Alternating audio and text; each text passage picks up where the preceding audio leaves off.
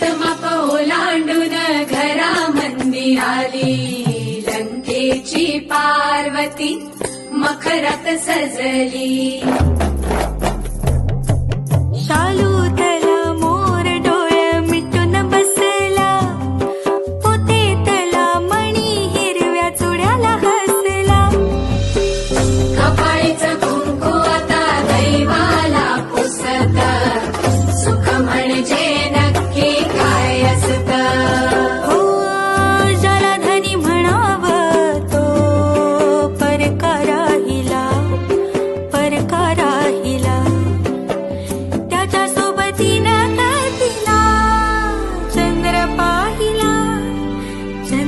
पाहिला किती सारं बोलायचं राहून गेलं ओठावर येऊनही ओठ